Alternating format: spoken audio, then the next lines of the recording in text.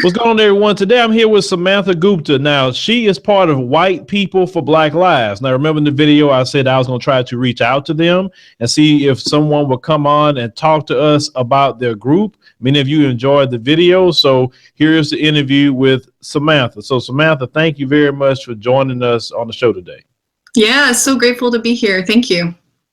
So, Samantha, can you tell the audience just a little bit about yourself? Yeah, so I'm here in Los Angeles. I'm a relatively new member of White People for Black Lives. Here in LA, I do spiritual care, interfaith chaplaincy, and also working on a program in community psychology. Okay, so you said interfaith. So that would lead people to believe that you are a servant of the Lord? I am a servant of the people, as the people manifest what I understand as the sacred. Okay, so but you say your degree is in divinity, correct? Yes. Okay. All right. So how long you been involved in fighting for social justice? You know, social justice for me has been a mentored process. So throughout my teenage years and my early 20s, I had the people around me who mentored and guided me to different social actions. And then when I moved to LA, I became more involved with what's happening here in LA, and White People for Black Lives and Aware LA, which is the Alliance for White Anti-Racists Everywhere Los Angeles, became places where I got most involved. Okay, now that group, explain that group, because I also read that it was on your decenter.org website. Make sure you go see her website. Could you explain that? Because that's new to me. I never heard of that. Aware LA yes, Aware LA. Great, yeah. The Aware LA is over, I believe, a dozen years old. It was started here in Los Angeles, inspired by other folks who did white affinity group organizing. And the primary purpose of it is it's a space for white folks who are developing an anti-racist awareness and anti-racist practice to come together, develop their political education, develop their confidence and capacity to interrupt and engage in anti-racism in their communities, in their personal lives, in their family lives, in their work lives, but also on structural levels, for example, direct action like you saw in the video with White People for Black Lives. And that group meets monthly. It's an ongoing community for white people to come together as part of a larger multiracial strategy to do anti-racism work. Now, was it one event that changed your life to see how Black people are treated in America? Oh, I believe it's been many events. And for me, it's been many people, people who have shared with me and been vulnerable with me about their own experiences, but have also been brave with me and honest with me about the ways that I might show up in our relationship or that I might show up in our community as a beneficiary of the systems that we're talking about, white supremacy as a system of injustice. So it's really the people I mentioned earlier, mentors, people who stepped up and called me in, called me out. And then white folks who also said, hey, Samantha, there's a different way to show up in the world as a white person and to develop an anti-racist white practice. So how White People for Black Lives got started? Oh, yeah. So it started out of a living room, actually. Some of the members of Aware LA that I had mentioned earlier were on a national call of showing up for racial justice, or SURGE. And that SURGE national network call at that time was talking about what was going on in Ferguson and trying to activate and resource different groups across the United States of white folks to be direct supporters of Black Lives Matter and the issues and actions that were taking place in Ferguson. And at that time, it really activated some of the people here in LA. One of the founding members actually did an all call on Facebook of folks and started meeting in a living room. And from that point forward, they've done canvassing, they've done workshops, they've done direct action on the streets. They've created material support for Black Lives Matter here in LA. And they also host fundraisers. They've raised over $20,000 to support the local chapter of Black Lives Matter to activate, animate, and engage more white people in racial justice locally. So how many people was involved in the last march, the one that we had posted on our channel? Yeah, there were about 100 people involved in that march. We had another one 2 months or 3 months ago that also had about 100 people. And the very first Ciclavia action that happened 1 year ago, we started at about 60 or so. So it's been exciting because every time we go and do this action, there have been more and more people who've been joining us. And some of those people who joined us are actually people who met us on the street and were engaged in the conversation that took place there. Okay, now it's good to see, and a lot of people been saying this in the comments section, and I can even say that as well. It's good to see white people taking a stand against white supremacy. What does white supremacy mean to you? Yeah, so I'm grateful you asked this because I sense that for some folks, when we talk about racism, especially when we're engaging white folks, there's an idea that we're talking about a person of color and a white person in an interaction that is purely racist. But when we evoke white supremacy, we're actually talking about an entire system of which there is a history, there is an economy, there is a politics, there are cultural values and ideologies that support the privileging of and valuing of white skin privilege, but also cultural patterns of whiteness. So we talk about that at the structural level when we look at history around redlining. We talk about that at who gets access to resources or policies, or who becomes the most affected or harmed by policies. We look at that at the interpersonal level, at dynamics that happen in our communities or in our workplaces. And we also look at that in the internal level, the intrapersonal level, where we talk about internalized inferiority and superiority, or beliefs about what's right or what's wrong. So white supremacy dehumanizes all of us. And when we do actions like this, we are trying to create an action that helps support people interrupt that and challenge that at each level. Now, do you feel white supremacy will destroy America if it doesn't end? Oh, I feel white supremacy corrodes the soul of each of us, and then by definition, all of us. And I think the power of actions like you saw, actions that actually emerged out of responses from leaders of color. For example, Ciclavia action that you saw in your videos was inspired and informed by leaders in the Black Lives Matter national movement. Rosa Clemente's call for white people to take to the streets and to act not just with Black Lives Matter, but to act as white people, calling in more white people to racial justice. That is the antidote to white supremacy. The antidote to white supremacy is organizing. It's consistent action inspired to corrode what keeps us separate. And it's inspired by collaboration, willingness to listen, and willingness to take leadership from other people who are in the movement. Now, I noticed that the media was not, the national media was not out there broadcasting you, putting you in your group all over the news. Why do you think they do not want to show white people doing an action like White People for Black Lives? I sense that, my probably negative feeling about it, my maybe realistic or pessimistic sense is that perhaps this is not the narrative that gets the best ratings, or perhaps this is not the narrative that supports some of the systems that we're actually talking about when we talk about why we organize as white people to interrupt narratives of whiteness and narratives of race. I imagine that this is kind of a counter narrative to what we see right now with Trump, what we see in the national news. And that, frankly, is really the point of our organizing effort. The point of our organizing effort is to show a different way of being white, to call white folks in to say that it could mean that you show up for racial justice. It could mean that you take risks and learn. It could mean that you unlearn. It could mean that you show up in these different kinds of ways. And so I can imagine that for national media, that might be a narrative that doesn't get where those spaces would want to go. But we see from social media, we see from effective organizing by people on the ground and allies and groups on the ground that that's one way we get our message out, and it's been very effective. Now, we noticed in your march, there wasn't a police presence, at least from what I saw. Was there any police trailing the march that you was doing? No, so at this Ciclavia event, there were no police around us. At previous Ciclavia events, the first Ciclavia event, for example, we had a very long police presence trailing us and observing us. And now we've been at 4 Ciclavia events, and we've noticed that there's less of a police presence, which frankly, I imagine is indicative of the very issues that we're trying to talk about here.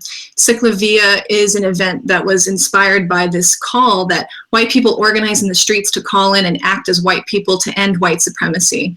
And what's interesting about Ciclavia here in LA is that as an event, it's designed to open up the streets for cyclists, pedestrians, rollerblading, dancing, and police presence is used and volunteer presence is used to make the streets safe for all the people to use.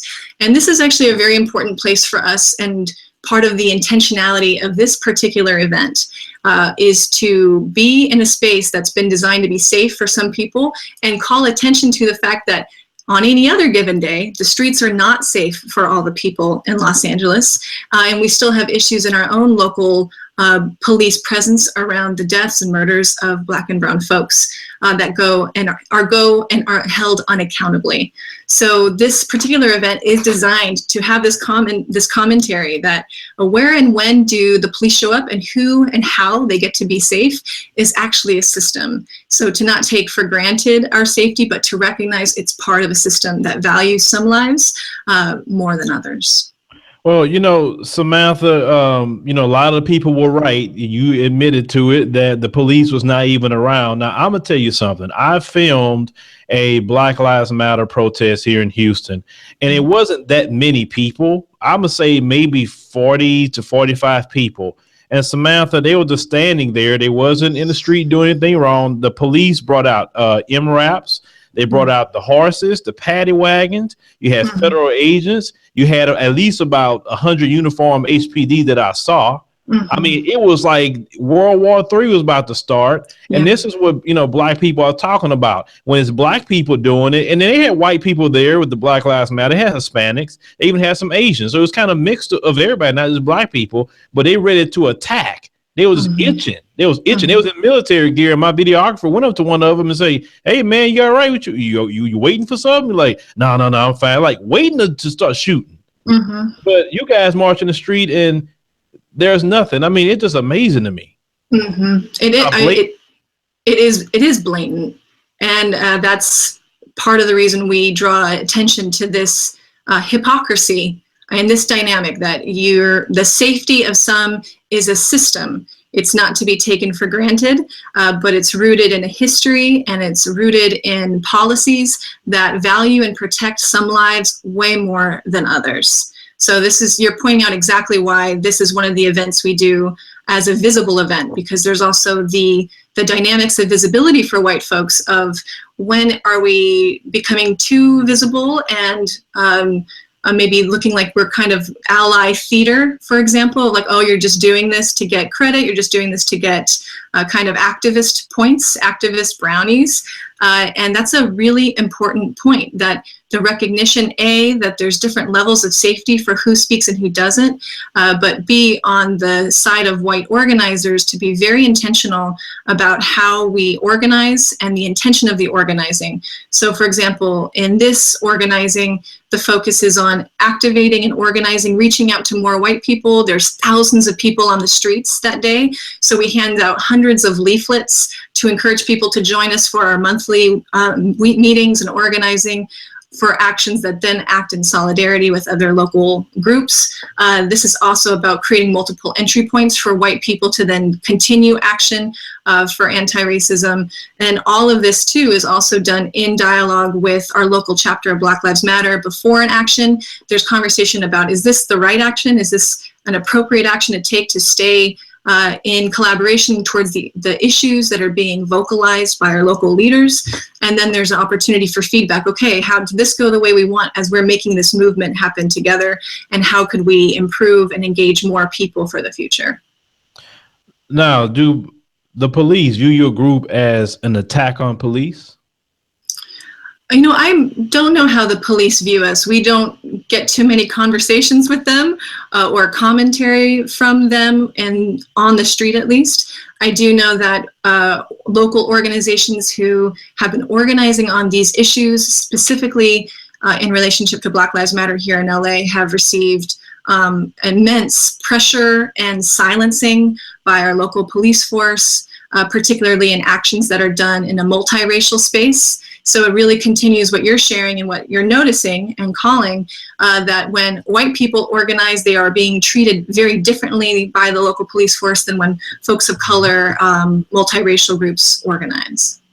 Yeah, I mean, just you putting it out there. I mean, so everybody's suspicions that's watched was true, and it just blatant, like say, how the police engage Black people no matter what, and that's why, you know, when they doing these killings, you know, it just doesn't make sense. But now, do you fear backlash from the white supremacists and their sympathizers?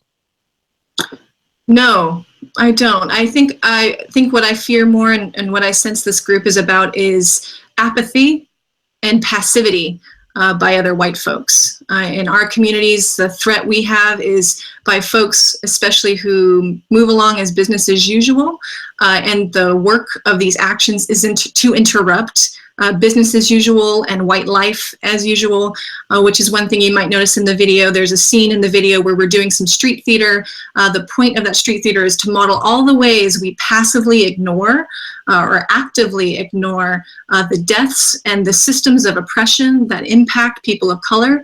And so the goal of all of this, and I guess the real mobilizing movement, is to mobilize more and more white people who actually act apathetically or act like they can ignore what's happening to our communities. So white supremacists and their sympathizers accuse your group of having white guilt. What is your response to that?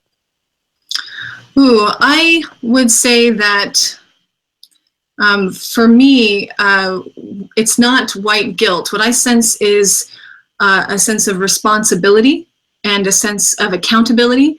When I hear about white guilt, I hear about a feeling of shame that I am wrong, I did something wrong. And what we're saying is we are part of a system and a history that provides us a script, and that script ultimately causes harm and death to other people, and that our power, our creativity, the possibility we have when we organize together and when we organize in solidarity with these Black-led and people of color-led movements is a new script. And the new script is that we can show up for racial justice, we can be more whole, we can be in community, and we can build a kind of culture that supports the living and thriving of all people. So when I hear white guilt, what I want to say is, yes, there's an acknowledgement of the grief and the pain that is constantly caused historically and presently, and the possibility in that is a movement into action and into community with other people. You know, about the guilt thing, you know, let's just make it more personal. If, let's say, like, you have a child, you know, and they do something wrong to somebody, as a parent, you're going to feel like, oh man, I feel bad my child did something like that. And that's just personal. So imagine a whole system that's been created like that. And really, it's more human to feel, you know, some sort of responsibility, not because you did it, you had nothing to do with it, but it's just human to have, you know, right and wrong, emotions, stuff like that. So to me, you're not human if you don't have some sort of right and wrong in you. That is my opinion. Do you feel white supremacy is normalized so much that groups like White People for Black Lives are the enemy in the white community? Ooh, I sense that we are, I'm going to be optimistic. I sense that we are not the enemy of the white community. What I hope is that we are a bridge to new ways of being and behaving and creating. So when we are organizing as White People for Black Lives or as Aware Los Angeles, the whole goal is to activate and engage more and more white people for racial justice. So the goal is not to push away people or to alienate people. We in this organization sense that it's part of our role and our greatest capacity to support these current movements happening as white people is to organize and mobilize other white people, and that we are the appropriate people to be part of that. So when we are observed by the white community or we meet white people on the street, we are rollerblading up to them. We are having conversations. We are passing out information. We are following up with emails. And the majority of responses, actually, when we're at Ciclavia, are positive. So we get the occasional yell, but for the most part, people are really curious because what you're seeing is a different way of showing up in the dialogues about race in our country. And I think a real hope of actions like this is that other white community groups, whether they're not formed yet or they're already formed, take more and more visible action on the streets as white people, saying that we can end and we can dismantle white supremacy when we're organized, when we're connected, and we're engaged in these issues. So what plan or policy do white people for Black Lives have to help end police brutality? Right. Well, I think some of the work that White People for Black Lives does is it works in direct relationship with Black Lives Matter LA. And that local chapter of Black Lives Matter LA is looking for greater transparency in our police commission work. It's looking for greater accountability around the ways that deaths are handled in the police force. It's looking for ways to reform policing, if not completely transform it into a community-based model of community safety. So we act in support of that movement and the policies that are generated by the people most affected by police brutality. Now, when you hear Black people speak on white privilege, and I'm pretty sure you heard that term a lot, where does White People for Black Lives stand on that subject? Well, on the subject of white privilege, White People for Black Lives totally organizes around the idea that activating white people and engaging white people for the long haul on dismantling white supremacy, on developing an anti-racist practice, is about training white people to witness what people of color have been witnessing their entire lives. It's about witnessing and examining, noticing and responding and interrupting the daily implicit and explicit pieces of racism that happen because we're all swimming in a system of white supremacy. So white privilege is the slight beneficiary of not being brutalized, of not being targeted. But that is a very precarious place to be as a white person because it's at the expense and the dehumanization not only of people of color, but also of white people who think they are safe from that behavior as long as they behave the way that they are told to behave. So when we talk about white supremacy, we're talking about the system that dehumanizes all of us. And when we talk about white privilege, I think we're saying you are safe for now, and you're safe as long as you play. But what we need to be aware of is how the system dehumanizes all of us. And because we are positioned where we are uniquely positioned to challenge it, dismantle it, interrupt it, and work with each other to create something new. So now, some Black people were stating that march was great, is very positive to see, but this is the question they kept asking. Can we trust white people for Black lives to be an ally in the fight for equality? When I hear people say that they see a march of white people and they feel a lack of trust or a skepticism, I say, I don't blame you. And I think that sentiment is a true sentiment and is indicative of the history and the present circumstance that has created the wounds that we experience because of white supremacy. So I understand the actions we take as white people for Black lives as being based on trust, and trust you are not entitled to. Trust is earned. Trust is earned by consistent action. Trust is earned by follow through and real relationship. So the work we do in LA is about the constant building of trust, the constant learning from mistakes, and the constant creation of something new that supports the work that's happening by Black-led and people of color-led movements. So Samantha, for me, your group shows there's still hope for peace in America, because this racial fighting, racial tension, it's not good really for anybody. So how are you recruiting other white people to join White People for Black Lives? So obviously they need to be a part of your group. I think so too, Phil. We do. And I think that's the whole point of a march like that, actually, when I imagine our intention, and the intention of that march is that we are walking and engaging and rolling and strollering through the streets of LA to say, hey, there's a community here that you can be part of, that you can build your capacity for not just right relationship with yourself, but also right relationship with our community members. So the whole point of an activity like that is to continually engage more and more white people for the fight for racial justice.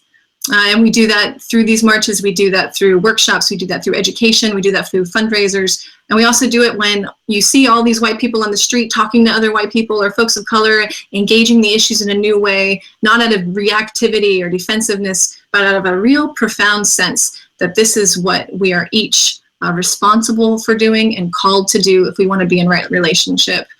You're seeing a different way of being white that we hope recruits and activates more white people to join the fight for racial justice.